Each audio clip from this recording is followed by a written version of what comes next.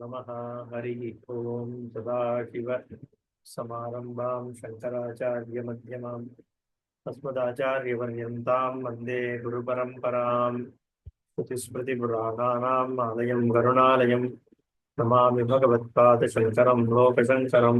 शङ्करं शङ्कराचार्यं केशवं बादरायणं सूत्रभाष्य कृतौ वन्दे भगवन्तौ पुनः पुनः। ईश्वरो गुरुरात्मेति मूर्तिभेदविभागिने व्योमवद्व्याप्तदेहाय दक्षिणामूर्तये नमः। उकारस्वन्धकारो वैरुकारस्तन्निवर्तकः अन्धकारनिरोधित्वात् गुरुरित्यभिधीयते। ॐ सहना भवतु सहनौ भुनक्तु सह वीर्यङ्करवावहै तेजस्विनावधीतमस्तु मा विद्विषावहैः। ॐ शान्तिः शान्तिः शान्तिः। ॐ पार्थाय प्रतिबोधितां भगवता नारायणेन स्वयं व्यासेन ग्रथितां पुराणमहिमा मध्ये महाभारतम् अद्वैतामृतवर्षिणीं भगवतीम् अष्टादशाध्यायिनीम् अम्ब त्वामनुसन्दधामि भगवद्गीते भवद्वेषिणीम्।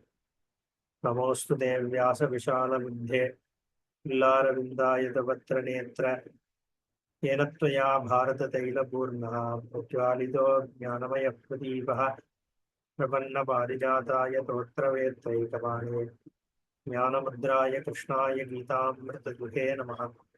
सर्वोपनिषदो गावो दोग्धा गोपालनन्दनः पार्थो वत्सस्suधीर्भोक्ता दुग्धं गीतामृतं महत्। सुदेवसुतं देवं कंसचाणूरमर्दनं देवकी परमानन्दं कृष्णं वन्दे जगद्गुरुम्। ओम श्री भगवान् उवाच सर्वस्य चाहं हृदि सन्निविष्टः मत्तस्मृतिः ज्ञानमपोहनं च वेदैश्च सर्वैरहमेव वेद्यः वेदान्तकृद्वेदविदेव चाहम्।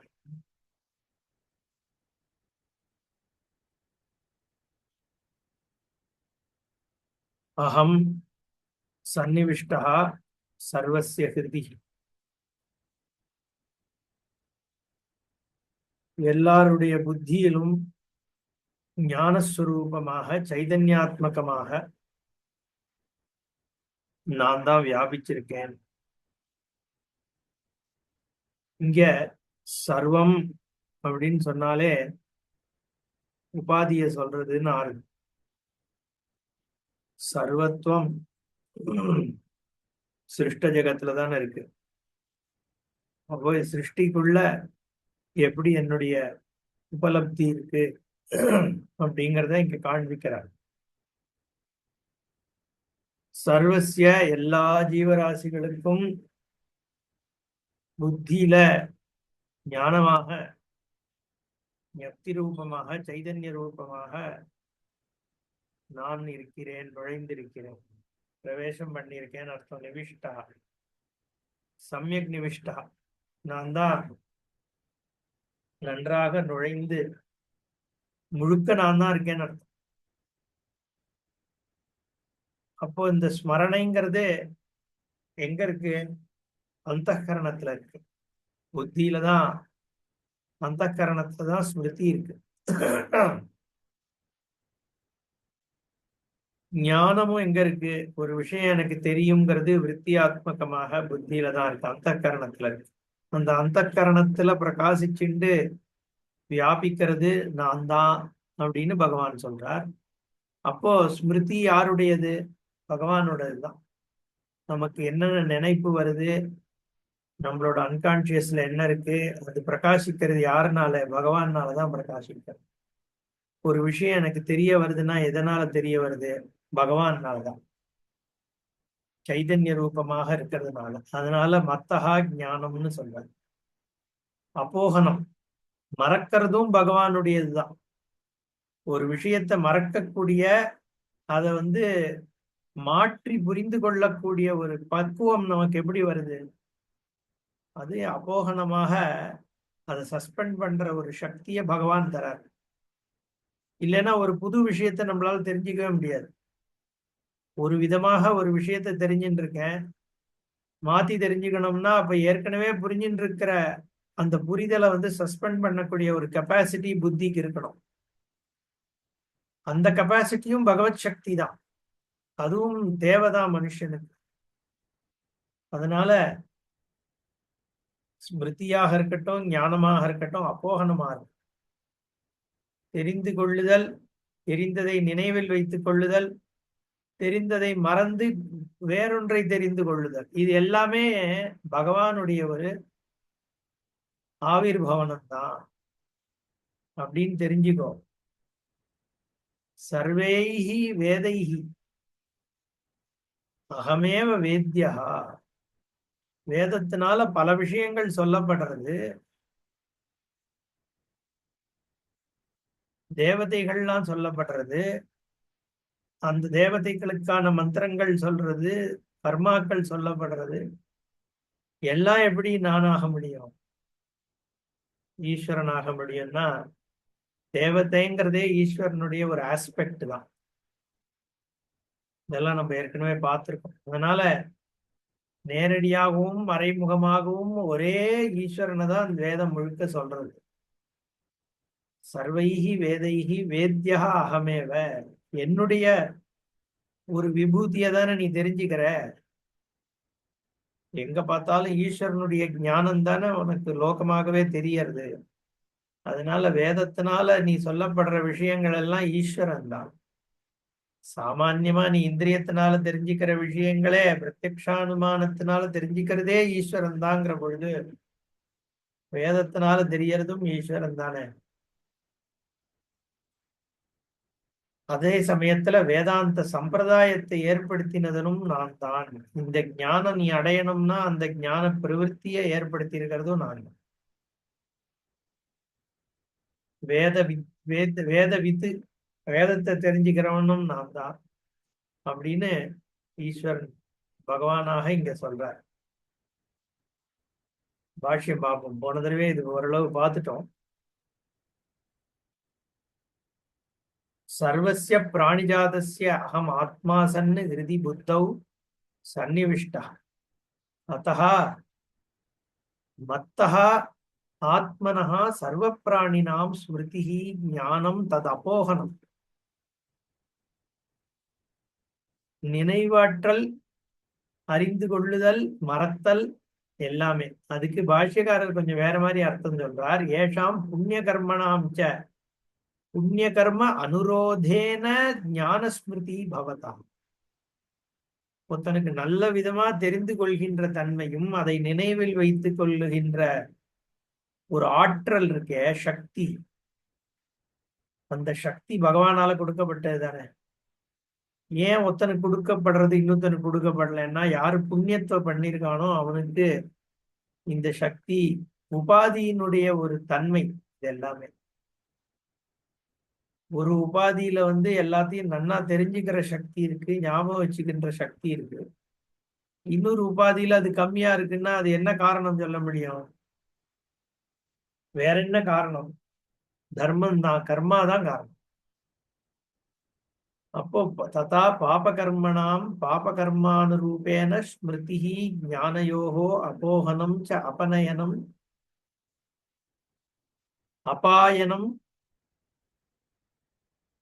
அபகமனம் ச. பாபம் பண்றதுனால உனக்கு வந்து மறதி ஏற்படுறது, தேவையான டயத்துல கிடைக்க மாட்டேன். எதிர்க்க வந்து நிக்கிறார், பேர் என்னன்னு ஞாபகம் வரமாட்டேங்குது. நம்ம ஒருத்தரை இன்ட்ரடியூஸ் பார்த்துட்டு இன்னொரு பையன் ஃப்ரெண்டு இப்படிதான் அழிச்சுன்னு போய் இன்ட்ரடியூஸ் பண்றான். இவர் தான் என் ஃப்ரெண்டு இன்னார், அது வந்து இன்னார்னு ரெண்டு பேரும் இன்ட்ரடியூஸ் பண்றான். வழியில ஒருத்தரை பார்க்கும் பொழுது வந்தவர் கேட்கிறார், அது இருக்கட்டும் நீ யாருன்னு முதல்ல சொல்லுற. மறந்து போயிடுறது. ஏன்னா அது ஏதோ ஒரு பிராரப்தம்.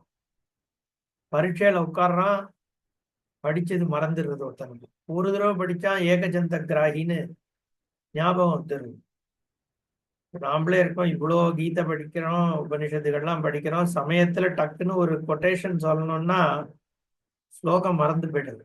புத்தியில வரமாட்டேங்குது. அப்புறம் ஆஹா இதுதானே நமக்கு தான் நன்னா தெரியுமேன்னு அப்புறம் கிளாஸ் முடிஞ்ச அப்புறம் ஞாபகம் வருது. ஏதோ ஒரு பாபம், பிராரப்தம், உபாதி விசேஷம். சில பேருக்கு டக்கு டக்கு டக்குன்னு வரும். எங்கேயோ படிச்சது எப்பயோ படிச்சது அப்படியே உள்ளேந்து வந்துட்டே இருக்கு. அந்த காலத்துல பிரவச்சனம் பண்றவர்கள்லாம் பார்த்தா அப்படியே பாகவத பிரவச்சனம் பண்ணும் பொழுது கையில புஸ்தகம் இருக்காது, ஒண்ணுமே இருக்காது. ஒரு துண்டை கொண்டு உட்கார்ந்துன்னு அவர் பாட்டு ஸ்லோகங்கள் அப்படியே பிரவாகமா கொட்டும். நமக்கு இந்த ஒரு பகவத்கீதை இத்தனை அத்தியாயம் தான் இருக்கு, 700 ஸ்லோகம் தான், பல தடவை படிச்சிருக்கோம், டக்குன்னு வருதோ. அது உபாதி விசேஷம், அவளோட ஒரு ட்ரைனிங் எல்லாமே இருக்கும் இல்லையா. எல்லாம் ஏதோ ஒரு பிராரப்தத்தினால தானே, பகவான் கொடுத்தாதான் அது வரப்போகுது. அதனால அது ஈஸ்வரனுடைய அனுகிரகம் தான், அது வேற என்ன சொல்ல முடியும். ஒருத்தர் ஏகஜந்த கிராகியா இருக்கார், இன்னொருத்தருக்கு 100 தடவை சொன்னாலும் மண்டையில ஏற மாட்டேன்றதுன்னா உபாதி விசேஷம். அது ஏதோ ஒரு பாபகர்மாங்கிறார் பாஷ்யக்காரர். ஈஸ்வரனுடைய உபாதியில அது இப்படி இருக்கு, வித்தியாசப்படுறது அப்படின்னு. இது ஒரு விதமான திருஷ்டி. இன்னொன்னு, அந்த சேதனத்தினுடைய சைதன்யத்தினுடைய ஒரு ஆவிர்பவனம் தானே புத்திங்கிறது. கான்சியஸ்னஸ் ரிஃப்ளக்ஷன் இந்த உபாதியில ஸ்மிருதியாகவோ ஞானமாகவோ எல்லாம் இருக்கு. அப்போகனமாகவோ எதுல இருக்கு? கான்சியஸ்னஸ் தானே இருக்கு, அதுதானே ஈஸ்வரன். அப்போ அந்த பிரமாதாங்கிறது யாரு? பிரமாதாங்கிறவன் ஈஸ்வரன் தான், அவன் சைதன்யம் தான். அந்த பிரமாதாவனுடைய தன்மை தான் ஞானமாகவும் அப்போகனமாகவும் ஸ்மிருதியாகவும் இருக்கு. அப்ப மத்தஹா அப்படின்னு சைதன்ய ரூபமாக எல்லா புத்தியிலையும் பிரகாசிச்சிருக்கிற என்னுடையதாக தான் அதெல்லாம் இருக்கு அப்படின்னு. அதுதான் இங்க சொல்றோம், மத்தஹா ஞானம்.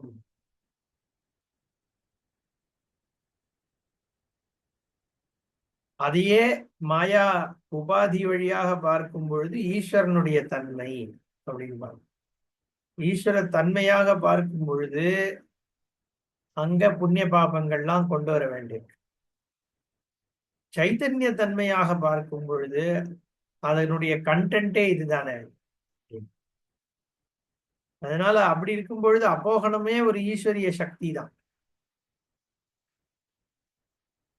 அதுதான் இங்க அப்போகனம் சொல்ற. வேதைஷ்ட சர்வைஹி அகமேவ பரமாத்மா வேத்யா வேதித்தவ்யா வேதாந்த கிருத்து வேதாந்த சம்பிரதாய கிருத்து இத்தியர்த்தா வேதவித்து வேதார்த்த விதேவ சாகம். அதனால வேதத்தை லோகத்துக்கு கொடுத்தது நான் தான்.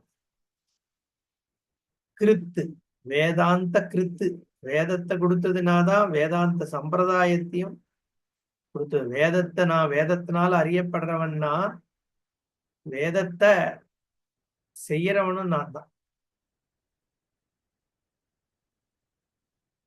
வித்தியாசம் இல்லை, ரெண்டும் ஒண்ணுதானே. நம்ம ஏற்கனவே பார்த்தோம். என்ன பார்த்தோம்? பகவானுடைய தன்மை சாஸ்திர யோனித்வா அப்படிங்கிற இடத்துல புத்தி மனசு சித்தம். சித்தம்ங்கிறது பொதுவாக மெமரிய சொல்றதுதான். மனோ புத்தி அகங்கார சித்தம்னு 4ஆ பிரிக்கிறோம் இல்லையா. அந்த இடத்துல சங்கல்ப விகல்பாத்மகம் மனஹா. ஒரு விஷயத்த நம்ம ஹார்ட்னு சொல்றோம்ல, my heart says this but my brain is not accepting அப்படின்னு சொல்றோம். ஏன் அந்த மாதிரி எக்ஸ்பிரஷன் சொல்றோம்? எமோஷனலா இருக்கக்கூடிய தன்மை இன்டெசிசிவாக இருக்கும் இல்லையோ. திண்டாடக்கூடிய பார்ட் ஆஃப் நம்மளோட அந்த கரணம் மனசு. நிச்சயாத்மிகா புத்தி, எது நிர்ணயம் பண்றதோ, எமோஷனல் கோஷன்ட் இன்டலெக்சுவல் கோஷன்ட் எல்லாம் சொல்றோமே, அப்படி ரெண்டாக பொதுவா பிரிக்கிறோம். அதை தவிர இந்த ஐ சென்ஸ் இருக்கே, அது அகங்காரம்னு சொல்லுது. அதை புத்தி மனசுல சேர்க்க முடியாது. அது ஒரு தனி இண்டிபெண்டா பிரிக்கிறது. அப்புறம் சித்தம்ன்றது ஜெனரலி மெமரியை தான் சொல்லுவோம்.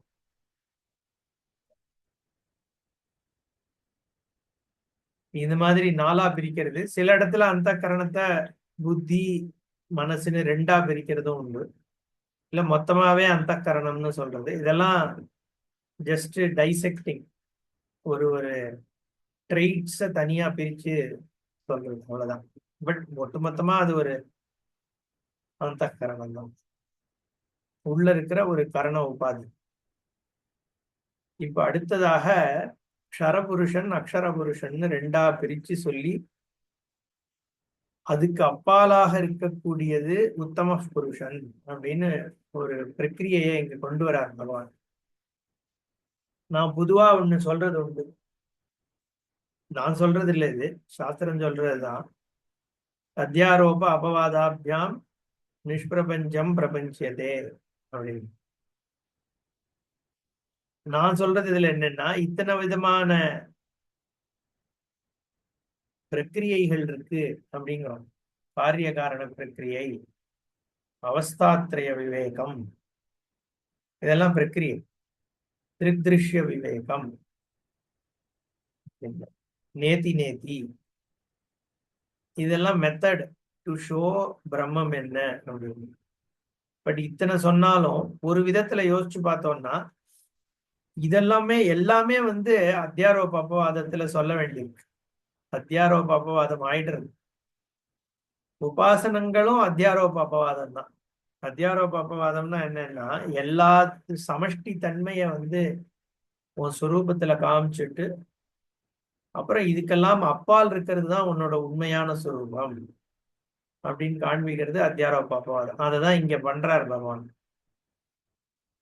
க்ஷரபுருஷன் அக்ஷர புருஷன்னு சிருஷ்ட ஜெகத்துல ரெண்டு இருக்கு அப்படின்னு ரெண்டு விதமா ஈஸ்வரனுடைய ஸ்வரூபம் இருக்குன்னு காமிச்சுட்டு, ஆனா உண்மையில உத்தம புருஷா து அந்யஹா பரமாத்மா இது உதாகிருதா.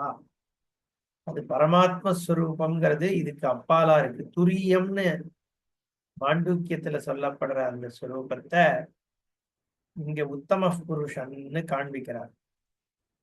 இப்ப முதல்ல இந்த க்ஷரம் அக்ஷரம் இதனுடைய சமஷ்டியை புரிஞ்சுக்கணும். சமஷ்டியில மாறின் இருக்கிற ஒண்ணு சமஷ்டியா இருக்கு, மாறாம இருக்கிற ஒண்ணும் இருக்கு. அது ஒண்ணு க்ஷரம், இன்னொன்னு அக்ஷரம். பாஷிகாரர் என்ன சொல்றார் பாப்போம். பகவதா ஈஸ்வரஸ்ய நாராயணாக்கியஸ்ய விபூதி சங்கேபः உக்தः விசிஷ்ட உபாதிகிருதः யத் ஆதித்யகதம் தேஜः இத்யாதினா அத அதுனா தஸ்ய ஏவ க்ஷரக்ஷரோபாதி பிரவிபக்ததயா நிருபாதிகஸ்ய கேவலஸ்ய தத்துவ நிர்தார விஷயே தத்துவ நிர்திதார விஷயா உத்தரே ஸ்லோகாः ஆரம்பியந்தே. பகவான் பகவதா ஈஸ்வரஸ்ய, ஈஸ்வரன்றது பகவான்குள்ள அந்தர்கதம் ஆயிடுறது. எப்படின்னு ஐஸ்வர்யஸ்ய சமக்ரஸ்ய தர்மஸ்ய யசஸ ஸ்ரீயः ஞான வைராக்கியோஸ்சைவ ஷடேதே பக இத்தீரி பக ஷடேதே பக இத்தீரி தாவ ஏதோ ஒன்று உண்டு, ஒரு ஸ்லோகம். ஈரணா இதீரணா. அங்க ஈஸ்வரன்றது பகத்துல ஒன்னு அம்சம், ஐஸ்வர்ய சமக்ரம், ஈஸ்வர தன்மை. அதனால ஈஸ்வரன் பகவான் தான், ஈஸ்வரன் தான். அதனாலதான் இங்க பகவதா ஈஸ்வரஸ்ய, சர்வாந்தர்யாமி சர்வவியாபி சர்வமாக இருக்கிற சுரூபம். அதுக்கு நாராயணாக்கியஸ்ய, அதுக்கு நாராயணன் பேர். ஈஸ்வரன் தான் நாராயணன், அதுவே பகவான், அதுவே சர்வம். விபூதி சங்கேபா உக்தஹ, பகவானுடைய தன்மை, அந்த பகவானோட விபூதி இந்த சிருஷ்டியில எப்படி இருக்கு அப்படின்னு சங்கேபமாக சொல்லப்பட்டது விசிஷ்ட உபாதி கிருத்தா, விசேஷமான சில உபாதிகள்லாம் இருக்கு. எது? ஆதித்யன், சந்திரமா, இந்த மாதிரி விஷயங்கள்லாம் பகவானுடைய விசேஷ தன்மை இருக்கு. அது இங்க சொல்லப்பட்டது. எது ஆதித்யகதம் தேஜகா. இந்த உலகத்துல நம்ம பிரமிப்பா பாக்குறது எதை? சூரியனை தானே. இப்பேற்பட்ட சிருஷ்டிக்கு ஆதாரமா இருக்கிறது அந்த சூரியன் தான். அத்தனையும் பண்ணிட்டு இருக்கிறது அதுதான். அப்போ அந்த ஆச்சரியமான உபாதி, அதுல இருக்கிற தேஜஸ், அது நான் தான் அப்படின்னு சொல்லிட்டார். அது ஈஸ்வரோபாதிக்கு உபலட்சணமாக இருக்குது, விசேஷோபாதி. அதுனா இப்போ என்ன பண்றார்? தஸ்ய ஏவ க்ஷர அக்ஷர உபாதி பிரவிபக்ததையா, உபாதி விபாகம் இப்ப பண்றார். என்னவாக? க்ஷரமாகவும் அக்ஷரமாகவும் இப்போ ரெண்டாக விபாகம், பிரவிபக்தா பிரிக்கிறார். தஸ்ய க்ஷர அக்ஷர உபாதி பிரவிபக்ததையா அப்படி விபாகம் பண்ணி என்ன பண்றார்? நிருபாதிகஸ்ய கேவலஸ்ய தத்துவ நிர்திதாரயிஷயா, நிர்தாரணம் பண்ணணும். என்ன நிர்தாரணம் பண்ணணும்? நிருபாதிக கேவல பிரம்மத்தினுடைய தத்துவத்தை நிர்தாரணம் பண்ணக்கூடிய இச்சையினால் இந்த மேற்கொண்டு ஸ்லோகங்களை ஆரம்பிக்கிறார். அப்போ க்ஷரமும் ஒரு உபாதி, அக்ஷரமும் ஒரு உபாதி தான். மாறாம இருக்கின்ற தன்மை எதுக்குள்ள இருக்கு? மாறுகின்ற உலகத்துக்குள்ள இருக்குன்னு சொல்றோமே, இது ரெண்டுமே உபாதி. ஈஸ்வரன்றதும் உபாதி, ஜீவன்றதும் உபாதி. சமஷ்டி ஜகத்துங்கிறது உபாதி, அவ்யாகிருத மாயைன்றதும் உபாதி. காரணம்ங்கிறதும் உபாதி, காரியம்ங்கிறதும் உபாதி. ரெண்டுமே சிருஷ்டி, மாயா சிருஷ்டி தான். இது எதுக்காக காண்பிக்கப்படுறது? இதுக்கு ஆதாரமாக அப்படின்னு சொல்லப்படக்கூடிய, இதுக்கு அப்பாலாக இருக்கக்கூடிய, ஆதாரம்னு சொல்றது கூட இதை ஒத்துக்கிற மாதிரி ஆயிடும். கேவலஸ்ய நிருபாதிகஸ்ய, உபாதி இல்லாத தன்மையோடு இருக்கிறது மட்டும்தான் இருக்கு, உபாதிங்கிறதுமே இல்லை உண்மையில பார்த்தா. இது ரெண்டுமே எதுக்காக சொல்லப்படுறது? இல்லைன்னு காண்பிக்கிறதுக்காக. தத்துவ நிர்தாரணம் எதுக்குன்னா, நிருபாதிக பிரம்மம் எது, நிருபாதிக தத்துவம், நிர்குண தத்துவம் எதுங்கிறதனுடைய நிர்தாரணம் பண்றதுக்காக இந்த ஸ்லோகங்கள். புரியுறதா? இது ஒரு ஆள் ஒருத்தர் இருக்கார், அவருக்கு இப்படி ஒண்ணு இருக்கு, அப்படி கிடையாது. இந்த புருஷன்றதுமே புரிஷயனாத் புருஷா, புருஷன்றதெல்லாம் வெறும் பதம் தான், வெறும் ஒரு ஆளுன்னு அர்த்தம் கிடையாது புருஷன். நம்ம மைண்ட்ல புருஷன்னாலே உடனே உத்தம புருஷா அப்படின்னா யாரோ ஒருத்தர் அப்படின்னு யோசிக்கிறவங்க. அந்த மாதிரி இம்பர்சனலுக்கு போகணும், அப்பதான் இந்த தத்துவம் புரியும். தத்ர சர்வமேவ அதீத அநாகத அதீ சர்வமேவ அதீத அநாகத அத்தியாயார்த்தஜாதம் திரிதா ராஷீகிருத்தியாக. இது அத்தனையும் ஏற்கனவே இருக்கிற வாக்கியங்கள் இருக்கு. அதீதம் ஏற்கனவே சொல்லப்பட்டது இருக்கே, க்ஷேத்திர க்ஷேத்திரஜ விபாகம். அதே மாதிரி முன்னாடி 7வதுலயோ ஏதோ ஒரு அத்தியாயத்திலையும் இத மாதிரி பகவான் பேசியிருக்கார். இது எல்லாத்தையும் இங்க சங்கிரகமாக 3ஆக பிரிச்சு இங்க பகவான் சொல்றார் அப்படின்னு பாஷ்யக்காரர் ஒரு இன்ட்ரடக்ஷன் கொடுக்கிறார். இதையும் உத்தம புருஷா அதையும் சேர்த்து படிச்சிருக்கிறது பெட்டர். ஏன்னா இது மொத்தமா ஒரே தாத்பரியத்தை சொல்றதுதான். உத்தம புருஷஸ்தன்யா பரமாத்மேத்யுதாஹிருதா யோலோகத்ரயமாவிஷ்ய விவர்த்தியவ்யய ஈஸ்வரஹ. அதுக்கு முன்னாடி இதுவே இன்னும் படிக்கலையோ? துவாவிமௌ புருஷௌ லோகே க்ஷரஸ்சாக்ஷர ஏவ ச க்ஷரः சர்வாணி பூதானி கூடஸ்தோக்ஷர உச்யதே. இமௌ க்ஷரஸ்ச அக்ஷரஸ்ச द्वौ पुरुषौ लोके सर्वाणि भूतानि क्षरः कूटस्थः अक्षरः उच्यते. அடுத்தது டூ யஹ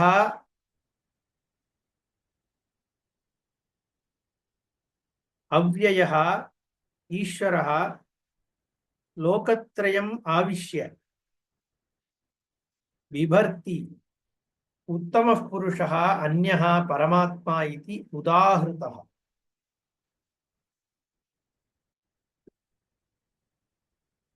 ரெண்டு புருஷர்கள் द्वौ इमौ पुरुषौ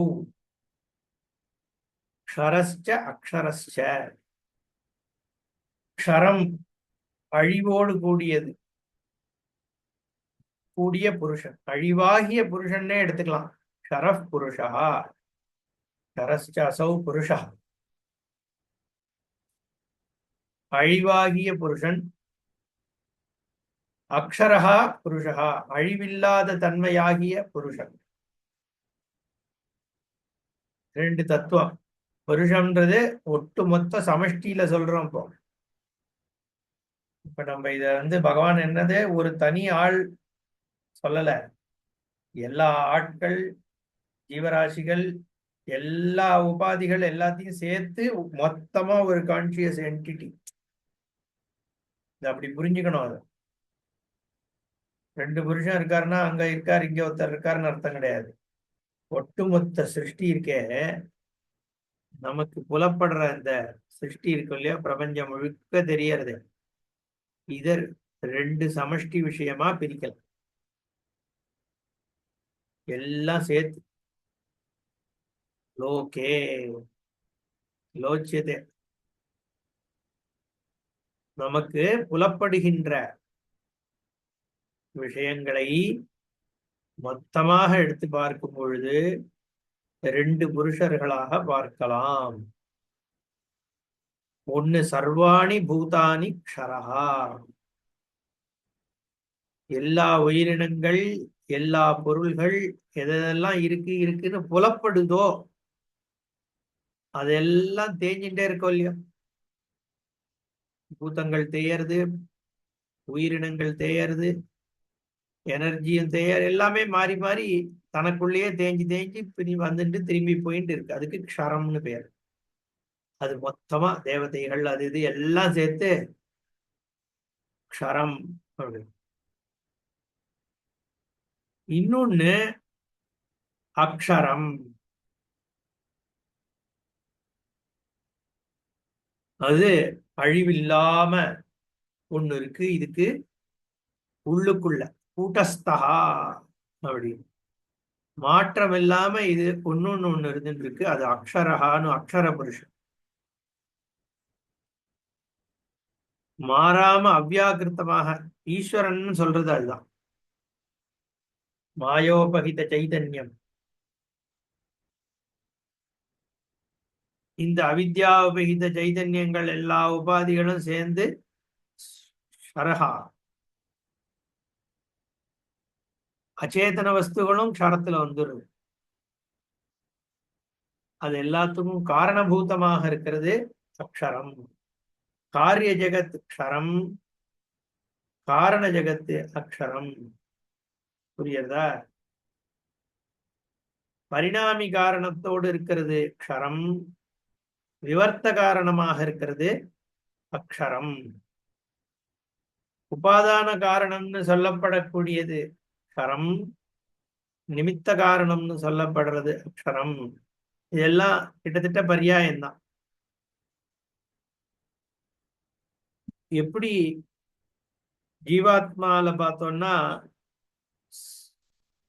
ஜாகிரது ஸ்வப்னம் இது ரெண்டும் மாறிண்டே இருக்கக்கூடிய க்ஷரம். சுஷுப்தியில இருக்கக்கூடிய அந்த அவ்யாகிருத அவஸ்தை இருக்கே அதை அக்ஷர சமமா எடுத்துக்கலாம். வியக்தியில வெஷ்டியில வந்து இப்படி எடுத்துக்கலாம். சமஷ்டியில அக்ஷரமா இருக்கிறது அவ்யாகிருத உபாதியோடு இருக்கக்கூடிய ஈஸ்வரன் அக்ஷரன். இங்க ஜீவ ராசி இருக்கே ஸ்தூல சூக்ஷ்ம ராசி கலெக்ஷன், அதுக்கு க்ஷரம். இப்படி ரெண்டாக பிரியது. ஆனால் டூ வெரஸ் இதெல்லாத்துக்கும் அப்பால ஒண்ணு இருக்கு. அதுதான் இங்க டூ அந்யா அப்படின்னு போடுறாங்க. டூ யஹா அவ்யயா. இதுல கரமாகவும் இல்லாமல் அக்ஷரமாகவும் இல்லாமல் மாற்றமில்லாததாக ஈஸ்வரஹா லோகத்ரயம் ஆவிஷ்ய, இது அத்தனையும் நுழைந்து விபர்த்தி தாங்கின்றிருக்கு. நிர்குணம் ஒண்ணு, அவ்யயமான ஒண்ணு, அது உத்தம புருஷா. அதுதான் இந்த க்ஷரபுருஷன் அக்ஷர புருஷத்துக்கும் அப்பால இருக்கக்கூடிய உத்தம புருஷன். மூன்றையும் தாண்டி இருக்குங்கிற ஏன் சொல்றாரு இங்க? மூன்று லோகத்ரயம் விஸ்வ தைஜச பிராஜ்யா மாண்டூக்கியத்துல சொல்ற அந்த மூன்று லோகம், ஸ்தூல பிரபஞ்சம், சூக்ஷ்ம பிரபஞ்சம், காரண பிரபஞ்சம், இது மூன்றையும் தாண்டி இருக்கிறது துரியன் சதுரியம் என்கின்ற உத்தம புருஷா. அததான் பரமாத்மா இது உதாகிருதம். பரமாத்மா என்று சொல்லப்படுவது அந்த துரிய பிரம்மன் தான். அது நிர்குணம், அவ்யாகிருதம், அவ்யயம். அவ்யாகிருதம் தான் நம்ம மாயையை சொல்றோம். இது அவ்யய புருஷா, அன்மேனிஃபெஸ்ட் இல்ல. It is not given to any kind of change. Unmanifest வேற, இது வேற. நாட் கிவன் டு சேஞ்சுங்கிறது வேற. க்ஷரம்னா அழிவுடையது, அக்ஷரம்னா அழிவில்லாதது. ஆனா மாற்றமே அழிவு இல்லாததும் ஒரு விதமான மாற்றம் இருக்குன்றது எப்படி இருக்கு? அப்போ ஒரு ரூபமாக ஏதோ ஒரு ஆட்ரிபியூட்டாக இருந்து கொண்டு அழிவில்லாம இருக்கு. இன்னொன்னு ஆட்ரிபியூட்ஸாக இருந்துட்டு அழிவா இருக்கு. ஆட்ரிபியூட்டே இல்லாம ஒண்ணு இருக்கே, அது ஈஸ்வரன். அந்த ஈஸ்வரன் தான் பரபிரம்மம், பரமாத்மா. பரமாத்மான்னு சொல்லும் பொழுது அதை வந்து எங்கேயோ இருக்குன்னு முதல்ல சொல்லவே முடியாது.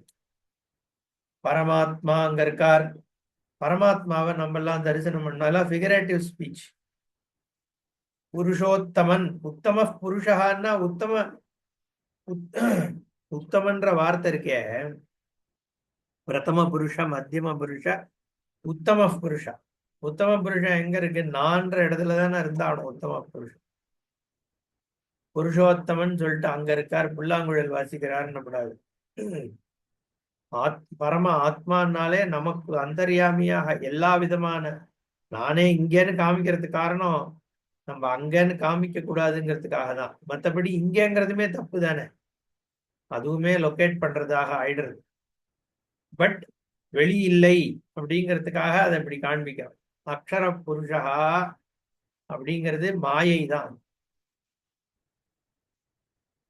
மாயோபாதி, அதுதான் அவ்யாகிருத்த மாயான்னு சொல்றோமே, அது அக்ஷர புருஷா. ஷரப் புருஷன்றது இந்த ஜெகத் முழுக்க எல்லாமே. ஆனா இதுல இருந்து என்ன தெரியறது? மூணுமே புருஷன் தான். அப்போ மூணு ஒரே புருஷன் தான், உத்தம புருஷன் தான். அத ரெண்டாவதுல சொல்றார் உத்தம புருஷன். வேதத்துல புருஷோத்தமன்னு சொல்லப்படுறது உதாகிருதா அப்படின்னு. அதனாலதான் நிர்குணமாக இந்த க்ஷரத்துவம் அக்ஷரத்துவம் ரெண்டுமே இல்லாத ஒரு ஸ்வரூபம். ஏன்னா இந்த அவ்யாகிருத்தம் தான் வியாகிருத்தமாக ஆகிறது. ஆக்சுவலி ஸ்பீக்கிங் இந்த மாயை தான் எது அக்ஷரம்னு சொல்றோமோ அதுதான் க்ஷரமாக ஆறுறது. அந்த லெவல்ல அது க்ஷரமா இருந்துட்டு இருக்கு. அது க்ஷரமா இருந்துட்டு இருக்கும் போதே இது அக்ஷரமா இருந்துட்டு இருக்கு. ஒண்ணு மூலஸ்தானம், இன்னொன்னு உற்சவமூர்த்தி. ஆனா அது ரெண்டுக்கும் அந்தர்யாமியா இருக்கிறது உத்தம புருஷா. துவாவிமௌ புருஷவ் லோகே க்ஷரஸ்சாட்சர ஏவச்ச. இது உனக்கு சாமான்யமா தெரியற விஷயம், க்ஷரம் அக்ஷரம்ங்கிறது. ஆனா நீ தெரிஞ்சிக்காத ஒண்ணு இருக்கு, சதுரீயம் உத்தம புருஷ அந்யா அப்படின்னு. ஏன்னா ரெண்டுமே உத்தம புருஷன் மேல ஏற்பட்டிருக்கிற அத்தியாரோபணம் தான். க்ஷரம்ங்கிறதும் அத்தியாரோபணம், அக்ஷரம்ங்கிறது அத்தியாரோபணம். மீதி இருக்கிறது அபவாதம் பண்ண உடனே மீதி இருக்கிறது பரமாத்மா தான். அதை தவிர வேற எதுவுமே இல்லை. ஏன் எல்லாமே க்ஷர அக்ஷரத்துக்குள்ள வந்துடுத்து, அதுல இருக்கிற ஆட்ரிபியூட்ஸ் மட்டும் நீ நீக்கிற. அப்ப மீதி இருக்கிறது பிரம்மம் ஒண்ணுதான், பரமாத்மா தான். புரியுறதோ? இதுதான் அத்தியாரோப அபவாதம். இப்படிதான் தெரிஞ்சுக்கணும். அதனாலதான் எல்லா விதமான உபாசனைகள் அத்தியாரோப உபாசனை தான். எல்லாம் நீதான் பாரு, எல்லாம் நீதான் பாரு. அதுல ஒரு உண்மையும் இருக்கு. ஆனா நம்ம முதல்ல விஷுவலைஸ் தான் பண்றோம். அப்புறம் எப்படி அதனுடைய தன்மை இருக்குன்னு தெரிஞ்சின்ற உடனே அபவாதம் ஆயிடுறது. பட் அப்போ சமஷ்டி சமஷ்டியுமே நிர்குணம் ஒரே பிரம்மன் தான்ன்றது அப்பதான் சித்திக்கிறது. I am not this body, I am not this mind, I am not this புத்தி, ஐ எம் நாட் திஸ் அகங்காரால சர்வாத்ம பாவம் சித்திக்காது. நேத்தி நேத்தின்னு சொல்றது எதுக்குன்னா, எது எல்லாமாகவும் இருக்கு, இந்த உத்தம புருஷன்றது எது, அது அந்த டயத்துல தான் அது தேவைப்படுமே ஒழிய, முதல்ல க்ஷரபுருஷன் அக்ஷர புருஷன்றத முதல்ல சமஷ்டித்துவத்தை தெரிஞ்சுக்கணும்.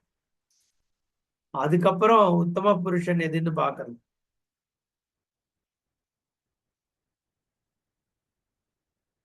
ஏன்னா ஜடமா இருக்கட்டும், சேத்தனமா இருக்கட்டும், எல்லாத்துலயுமே எல்லா பொருள்கள்லயும் சைதன்யாத்மா இருக்கும் இல்லையோ. அதனாலதான் புருஷன்ற பதம் ஏன் இருக்கு, புரிஷயனாத். எதை எடுத்துட்டாலும் அதுக்குள்ள இது இருக்குன்னு அர்த்தம். மத்ததெல்லாம் புறம்தான். அதுக்குள்ள கண்டென்ட்டா இருக்கிறது, நாமரூப பிரபஞ்சத்துல இருக்கிறது வஸ்து இதுதான். க்ஷரமா இருக்கட்டும் அக்ஷரமா இருக்கட்டும் நாமரூபம் தான். அது சகுணம். இந்த வஸ்து எதுன்னா நிர்குணம் தான் வஸ்து. சகுணத்தை தான் நீ ரெண்டா பிரிக்கலாம், க்ஷரம் அக்ஷரம்னு. நிர்குணத்தை பிரிக்க முடியுமா? அதனால க்ஷரம் மாற்றத்தோட இருக்கு, அதுலயே அது அழிஞ்சு திருப்பி அதுல இருந்தே அது உற்பத்தி ஆகுது. அதே சமயத்துல அக்ஷரம் க்ஷரமாயிட்டு திருப்பி தன்னுடைய தன்மை மாறாமையும் இருந்துட்டு.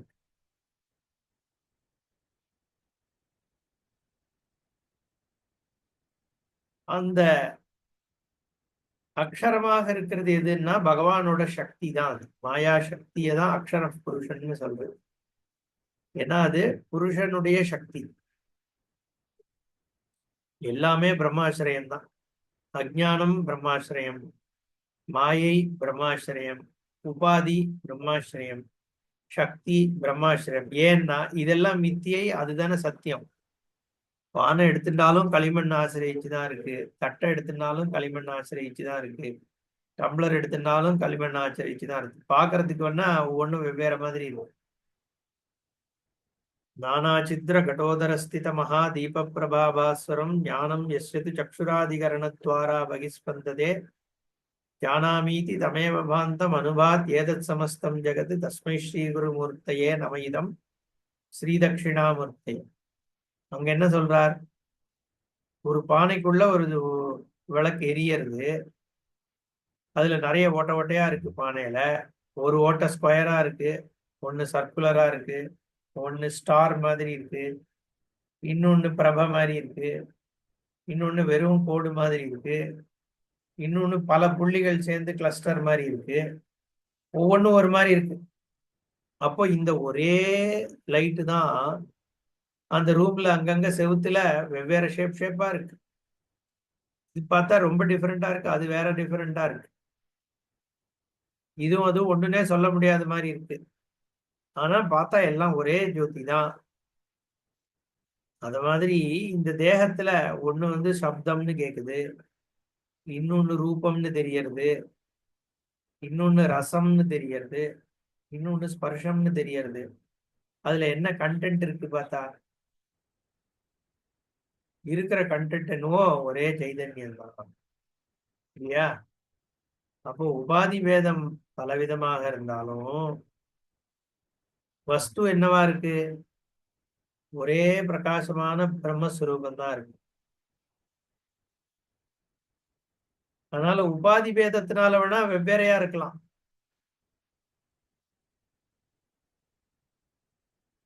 அவ்வியாகிருத்த மாயை வேறையா இருக்கலாம், வியாகிருத்தமான ஜெகத் வேறையா இருக்கலாம். ஆனா இது ரெண்டுத்தையும் பிரகாசிக்க பண்ற உத்தம புருஷன் ஒண்ணுதான். அதுதான் இங்க சொல்ற. சர்வாணி பூதானி க்ஷரஹ. அங்க சூக்ஷ்ம சரீரம் இருக்கு, ஸ்தூல சரீரம் இருக்கு, தேகாத்ம புத்தி இருக்கு, ஜடத்துவம் இருக்கு, பஞ்சபூதத்துவம் இருக்கு, அந்த கரணம் இருக்கு, ஞானேந்திரியங்கள் இருக்கு, கர்மேந்திரியங்கள் இருக்கு, பஞ்ச பிராணன் இருக்கு, இத்தனையும் இருக்கு. இது எல்லாமே விகாரமா இருக்கு, ஒவ்வொன்றும் மாற்றத்தோடயே இருந்துட்டு இருக்கு. இதெல்லாம் க்ஷரம். பூதங்கள் எல்லாமும் க்ஷரம் தான். மலை மாறுறது, மரங்கள் மாறுது, எல்லாமே மாறிட்டு இருக்கு. எல்லாம் க்ஷரம். கூட்டஸ்தமா இருக்கிற அக்ஷரம் இருக்கே, அது மாறாம இருந்துட்டு இருக்கிறத ராசின்னு சொல்றாரு. பாஷ்யம் பார்ப்போம். உத்தம இந்த இடத்துல துவௌ இதி, துவௌ இமௌ பிருதக் ராசி கிருதௌ புருஷௌ இதி உச்சேதே. ரெண்டு விதமான சமூகம் இருக்கு, கலெக்ஷன், ராசி, ரெண்டு குரூப். புரியுறதோ? ஏன் ராசிங்கிறார்? ஏன்னா உன்னுடைய புத்தியில இது பலவாக தெரியுது. ஏகப்பட்ட ஜீவராசிகள், ஏகப்பட்ட ஸ்தூலம், எத்தனை இருக்கு யூனிவர்ஸ்ன்னு எடுத்துட்டா. பட் அதை ரெண்டா கிளாசிஃபை பண்ண முடியும். இத்தனை விஷயங்களையும் சேர்த்து ரெண்டா பண்ணலாம். ஒண்ணு க்ஷரமா இருக்கிறது, இன்னொன்னு அக்ஷரமா இருக்கிறது அப்படின்னு ரெண்டு ராசி சொல்லிட்டார். பிருதக் ராசி கிருதௌ புருஷம். ஒன்னு க்ஷர இதி, க்ஷரதி இது க்ஷரஹா வினாஷி இத்யேகோ ராசி. ஒரு கலெக்ஷன், அது வினாசத்தை அடையக்கூடியது. அதுல நம்ம சொன்ன மாதிரி அத்தனையும் வந்து ஸ்தூல சூக்ஷ்ம காரண, இந்த தேகத்துல இருக்கக்கூடிய விஷயங்கள், இந்திரியங்கள், இந்திரியத்துக்கு புலப்படுகின்ற வஸ்துக்கள், அது பெரிய கேலக்சிஸா இருந்தாலும் சரி, மவுண்டன்ஸா இருந்தாலும் சரி, சின்ன எறும்பா இருந்தாலும் சரி, இல்ல மைக்ரோஸ்கோப் வழியா தெரியற விஷயங்களா இருந்தாலும் சரி, இது அத்தனையுமே இந்த ராசி வினாசி ராசிக்குள்ள வந்துடும். அபரஹா புருஷா அக்ஷரஹா தது விபரீதா பகவன் மாயாசக்தி. மாறாம இதுல ஆதாரமா இருக்கிறது அக்ஷரமான பகவானோட மாயாசக்தி. க்ஷராக்கியஸ்ய புருஷஸ்ய உற்பத்தி பீஜம் அநேக சம்சாரி ஜந்து காம கர்மாதி சம்சார ஆசிரய அக்ஷர புருஷா. அக்ஷர புருஷன் யாருன்னா, இந்த க்ஷரம்னு சொல்லக்கூடிய விஷயங்கள்லாம் இருக்கே, இதெல்லாம் அனுபவங்கள் தானே, இல்லையா? பொருள்னு ஒண்ணு இருக்குன்னு சொல்ல முடியவே முடியாது. பொருளோட அனுபவம் தான் இருக்குன்னு சொல்ல முடியும். அந்த அனுபவத்தினால அந்த பொருள் இருக்குங்கிறத நம்ம சொல்றோம். எக்ஸ்பீரியன்ஸ் ஆஃப் அன் ஆப்ஜெக்ட் தான் ஃபேக்ட், கணிக விஞ்ஞானி சொல்ற மாதிரி. அப்ப அந்த எக்ஸ்பீரியன்ஸுக்கு என்ன காரணம்? காம கர்மாதி சம்சாரம். அதுதான் உற்பத்தி பீஜம், சம்சாராசிரியம். அது மாயையாக பகவன் மாயான்னு சொல்லிட்டார். அது அக்ஷரம், அது மாறாது. அது ஒரு பிரின்சிபிள், அது அந்த பிரின்சிபிள் அப்படியேதான் இருக்கு. மாயா சக்தி. ஓதௌ புருஷௌ இத்யாக ஸ்வயமேவ பகவான். நம்ம ஒண்ணும் இதுல யோசிக்க வேண்டியதில்லை, அவரே சொல்றார். அப்படிங்கிறார் பாஷ்யக்காரர். க்ஷரஹா சர்வாணி பூதானி சமஸ்தம் விகாரஜாதம் கூட்டஸ்தஹ கூட்டஹ ராசி ராசிரிவ ஸ்திதஹ. மொத்தமா எல்லா புண்ணிய பாபங்கள் கர்ம பலன்கள் இதெல்லாம் சேர்ந்து ஒரு மூட்டை, கலெக்ஷன், ஜீவ ராசின்னு சொல்றோம் இல்லையா, ராசி மாதிரி மொத்த கலெக்ஷனும் சேர்ந்து ஒரு மாயையாக ஈஸ்வரனா இருக்கு. அதனாலதான் லிங்கம்னு சொல்லும் பொழுது ஹீப், ராசினா ஹீப். கம்பீரானந்தா வந்து ராசியை ஹீப்னு தான் டிரான்ஸ்லேட் பண்றாரு, பார்த்தேன் நான். என் குருநாதர் சொல்லுவார், சிவலிங்கம்ங்கிறது ஒரு ஹீப்பை ரெப்ரசன்ட் பண்ணுது. ஹீப்னா எல்லா விஷயத்தையும் சேர்த்து ஒரே இடத்துல குவியல். குவிக்கும் பொழுது அது லிங்க ரூபம் தானே ஃபார்ம் ஆகிறது. நம்ம புத்தியால எல்லா பதார்த்தங்களையும் ஒரு இடத்துல குவிச்சோன்னா என்ன ஆகும்? ஒரு லிங்கம் மாதிரி உருவெடுக்கும். அப்ப சர்வத்தையும் காண்பிக்கிறதுக்கு ஹீப்பை தான் காமிக்கணும் அப்படின்னு சொல்லுவார் அவர். அதனாலதான் லிங்கம்னு சொல்றது. அது இங்க அதுக்கான பிரமாணம் இது இருக்கு. கூட்டஹா ராசி ராசிரிவ ஸ்திதா. ஹீப்பு மாதிரி இருக்கான் பகவானுடைய தன்மை. அக்ஷர பிரம்மத்தினுடைய அக்ஷர புருஷன் எப்படி? ஏன்னா கூட்டஸ்தன் தானே ஈஸ்வரன் சொல்றோம். மாயா உபகித சைதன்யம் தான் ஈஸ்வரன். பரபிரம்மத்தை ஈஸ்வரன் சொல்றதை விட மாயா உபகிதத்தை தான் நம்ம ஈஸ்வரன் சொல்றோம். ஏன்னா சிருஷ்டி கர்த்தா ஸ்திதி கர்த்தா அப்படிங்கிற தன்மை, அந்த காரியம் வந்துடுறது. அதை வந்து பரமார்த்த சத்தியம்னு சொல்ல முடியாது இல்லையோ, காரியம் வந்துடுச்சு. அப்போ கூட்டஸ்தன்னு சொல்லும் பொழுது கூட்டம்ன்றது இங்க ராசி. ஏன்னா கூட்டம்ன்றதுக்கு பரமாத்மாவை அந்த உத்தம புருஷனை கூட்டஸ்தன்னு சொல்லணும்னா அங்க கூட்டவத்து திஷ்டத்தின்னு சொல்லணும். கொல்லனோட கூட்டத்துல பொற்கொல்லன் இல்ல இரும்பு கொல்லன் கீழே ஒரு இரும்பு பலகா ஒண்ணு இருக்குமோ இல்லையோ, அதுதான் கூட்டம், ஆன்வில் அப்படின்னு சொல்றது.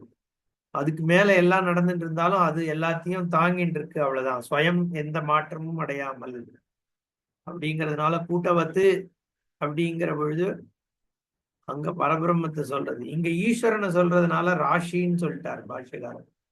கூட்டஸ்தகா கூட்டஹா ராசி ராசிரிவ ஸ்திதஹா. ஹீப்பு மாதிரி அத்தனை விஷயத்துக்கும் காரணபூதமாக இருக்கிறது. இந்த க்ஷரம்லாம் ஏன் க்ஷரத்தை அடையிறது? அக்ஷரமாகிய புண்ணிய பாபாதி சஞ்சித விஷயத்தினால இல்லையா. கலெக்ஷன், ஹீப் ஆஃப் புண்ணிய பாபம் இந்த ஹீப் ஆஃப் ஜீவராசிக்கு காரணமா இருக்கு. அதனால்தான் க்ஷராக்கிய புருஷஸ்ய உற்பத்தி பீஜம் அநேக சம்சாரி ஜந்து காம கர்மாதி சம்சாரஸ்ய ஆශ්‍රய அக்ஷர புருஷா. இத்தனை சம்சார பீஜமாக இருக்கிறது பகவானோட மாயா சுரூபம் தான். அங்கேயுமே பரமார்த்த தன்மை கிடையாது. இந்த சிருஷ்டி எப்படி ஆச்சு அப்படின்னு கேட்டா, பரபிரம்மம் பரபிரம்மமா இருக்கே, அது ஏன் இப்படி உலக சிருஷ்டியா மாறணும் அப்படின்னா அதுக்கு இச்சை வந்தது அப்படின்னு. சோ காமயத்தை பகுஷ்யாம் பிரஜா ஏயி. நான் வந்து இத்தனை சம்சாரி ஜீவாத்மாவும் ஆகணும்னு அது ஒரு காமனம் பண்ணிட்டு, எது பரபிரம்மம் அப்படின்னு சொல்றது சாஸ்திரம். இப்போ ஒரு நியாயமான கேள்வி என்ன வருதுன்னா, அதுவே நிர்குண பிரம்மம், அது எப்படி காமம் பண்ணும் இல்லையா? அப்போ அது பரமார்த்த சத்தியமா இருக்க முடியாது. அதனால பாஷ்யக்காரர் என்ன சொல்றார்? ஜீவன்களுடைய கர்மாவனுடைய ஒரு பலிதமாகறதுக்காக பிரம்மத்துக்கிட்ட காமம்ங்கிறது ஜீவர்கள் சமூகம், இந்த ராசியினுடைய ஒரு பிரதிபலிப்பாக அது இருக்கு. அப்ப நீ எங்க சேர்க்கிற அந்த சோகாமயத்த காமத்தையும் இந்த க்ஷர அக்ஷர ராசிக்குள்ளதான் நீ இதை கொண்டு வரணும். ஏன்னா அது பரமார்த்த சத்தியம் கிடையாது. பிரம்மம் சிருஷ்டி பண்ணித்துங்கிறதே சிருஷ்ட ஜெகத்தினுடைய ஸ்டாண்ட் பாயிண்ட்ல இருந்து தான். அதுவே மித்தியா தானே. அப்ப இல்லாத ஒண்ணுத்த அது காமனம் பண்ண வேண்டிய அவசியம் என்ன இருக்கு ஆகணும். அப்ப அதுவுமே இந்த மித்தியாக்குள்ள வர்றதுதான். பிரம்மம் எந்த காமனமும் பண்ணல, ஒண்ணும் பண்ணல. சோகாமியத்தை புரியலையே சார்னா, புரியலைங்கிறது காரணம் அந்த ஜம்ப். எந்த ஜம்ப்? எம்பரிக்கல் ரியாலிட்டி அண்ட் பாரமார்த்திக சத்தியம், அல்டிமேட் ரியாலிட்டி. இது ரெண்டும் ரெண்டு லெவல். ஒன்னு மித்யா, இன்னொன்னு சத்தியம். ரெண்டு டிஃபரெண்ட் லெவல்ஸ் ஆஃப் ரியாலிட்டி. பாரமார்த்திக சத்தியம்ங்கிறது அல்டிமேட் ரியாலிட்டி, வியாவகாரிக சத்தியம்ன்றது எம்பரிக்கல் ரியாலிட்டி. இந்த ரெண்டுத்துக்கும் உள்ள ஜம்ப் நம்ம புத்தியில ஏற்படுறதுக்கு தான் ஞானம்னு பேர். அது ஈஸ்வர அனுகிரகத்தினால சித்திச்சாதான் அது புரியும். இப்ப இந்த எம்பரிக்கல் ரியாலிட்டியிலக்குள்ளதான் அந்த சோகாமியத்தை அப்படிங்கிற அந்த காமனமும் வருது. அதுக்காக சொன்னேன். அப்ப அந்த கூட்டஹா ராசி ராசிரிவ ஸ்திதா, ஈஸ்வரனுடைய தன்மையாக இந்த ராசி தொகீப் இருக்கு. அத்தவா கூட்டஹா மாயா வஞ்சனா ஜின்னதா குட்டிலதா இதி பர்யாயாக அநேக மாயா வஞ்சனாதி பிரகாரேண ஸ்திதா கூட்டஸ்தா. இந்த இடத்துல மாயாங்கிறத வஞ்சனான்னு எடுத்துக்கிறார். நாட்டு நம்மளோட காரணம்னு சொல்லக்கூடிய மாயா இல்ல, அது டெக்னிக்கல் யூசேஜ். இங்க அதாவது சமஸ்கிருதத்துல இது ஒரு கஷ்டம். ஒரே வார்த்தை பல லெவல்ல பல அர்த்தம் வரும். மாயாங்கிற பதம் நம்ம யூஸ் பண்றது அனிர்வச்சனீயம் அப்படிங்கிறதுனால மாயை இருக்குன்னு சொல்றதா இல்லைன்னு சொல்றதா, ஈவன் சிருஷ்டி ஸ்டாண்ட் பாயிண்ட்ல இருந்து பார்க்கும் பொழுதே அதை இருக்கு இல்லைன்னு சொல்ல முடியாதுங்கிறதுனால மாயைன்ற பதத்தை சொல்றோம். அங்க மித்யாத்துவத்தை காண்பிக்கிறதுக்காக. இல்யூஷன் அர்த்தம் கிடையாது. டோட்டலி முயல் கொம்பு மாதிரி ஒண்ணுன்னு நம்ம சொல்றது இல்லைங்க. மாயாங்கிறது ஒரு சக்தி, பிரகிருதி அப்படிங்கிற சக்தி இருக்கே, அந்த பிரகிருதி சக்திய மாயைன்ற பதத்தினால சொல்றோம். இங்க மாயைன்றது என்னவா பகவான் பாஷிகாரர் யூஸ் பண்றாருன்னா வஞ்சனா, வஞ்சிக்கக்கூடிய விஷயங்கள் அதுல இருக்கு. குட்டிலதா அநேக மாயா வஞ்சனாதி பிரகாரேண ஸ்திதா, பலவிதமாக காண்பிக்கிற ஒரு தன்மை அதுக்கு இருக்கே. வஞ்சிக்கிறதே, உண்மையை மறைச்சு பொய்ய காண்பிக்கிறதே, அது எங்க இருக்கு? அந்த அக்ஷர புருஷன்ட்ட இருக்கு. சம்சார பீஜ அனந்த ஆனந்தியாத ஆனந்தியாத் ந க்ஷரதி இது அக்ஷரஹா உச்சதே. இப்படி அனந்த சம்சார பீஜங்களாகவே இது இருந்து கொண்டிருப்பதிலிருந்து மாறாமல் இருப்பதால் இதுக்கு அக்ஷரம்னு பெயர் அப்படின்னு சொல்றார். அதனால கூட்டஸ்த ஆத்மா அப்படிங்கிறது இங்க ரெண்டு விதமாக வியுற்பத்தி வருது. கூட்டவத் திஷ்டதி, கூட்டே திஷ்டதி. கூட்டே திஷ்டதிங்கிறது இங்க சொல்ற மித்யால சொல்றது.